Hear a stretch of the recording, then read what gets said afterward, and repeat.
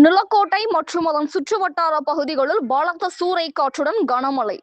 திண்டுக்கல் மாவட்டம் நிலக்கோட்டை மற்றும் அதன் சுற்றுவட்டார பகுதிகளில் பலத்த சூறை காற்றுடன் கனமழை பெய்து வருகிறது. இதனால் ஆங்காங்கே சாலைகளில் வெள்ளப்பெருக்கெடுத்து ஓடியும் மரங்கள் வேரோடு சாய்ந்தும் காணப்பட்டன. நிலக்கோட்டை அருகே நடுப்பட்டி கிராமத்தில் பலத்த சூறை காற்றுடன் பெய்த கனமழையால் உயர் மின்னழுத்த மின்கம்பம் ஒடிந்து விழுந்தது. நல்ல வேளையாக மின்சாரம் தடை செய்யப்பட்டிருந்ததால் பெரும் விபத்து தவிர்க்கப்பட்டது. பல வருடங்களாக உயர் மின்னழுத்த மின்கம்பத்தை மாற்றி வைக்கும் படி பலமுறை அதிகாரிகளிடம் கூறி இன்று வரை எந்த ஒரு நடவடிக்கையும் எடுக்கவில்லை என பொதுமக்கள் புகார் அளித்தனர். அண்மை செய்திகளை உடனுக்குடன் தெரிந்து கொள்ள நமது கனவு தமிழகம் செய்தி சேனலை பாருங்கள். நன்றி. வணக்கம். திண்டுக்கல் மாவட்டம் நிலக்கோட்டை வட்டம் சிலுக்காரெட்டி பஞ்சாயத்து நடுப்பட்டி காலனி தெருவில் இந்த 3 பீஸ் லைனு ரொம்ப நாளமாக நாங்கள் அகற்ற சொல்லி பேசிக்கிட்டு மனு கொடுத்து எத்தனையோ இபி ஆஃபீஸில் மனு கொடுத்துருக்கோம்.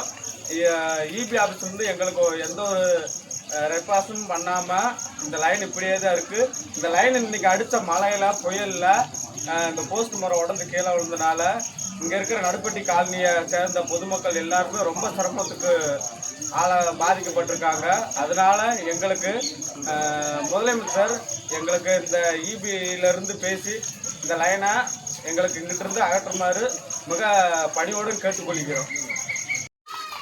திண்டுக்கல் மாவட்டம் நிலக்கோட்டை தாலுகா சிறுகாட்டி பஞ்சாயத்தை சேர்ந்த கரையாம்பட்டி டு நடுப்பட்டி பெருமாள் மகன் வெள்ளச்சாமி பேசுகிறேன்.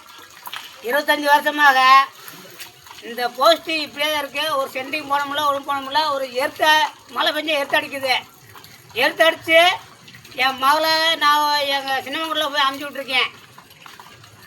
மாதத்துக்கு ஓட்டி தான் வர்றேன். வந்தாலும் அந்த பிள்ளைகளுக்கு நல்ல முறையாக தான் செஞ்சுட்டு போகிறேன். இப்படி தான் போஸ்ட் எல்லாமே சாஞ்சி கிடக்கு.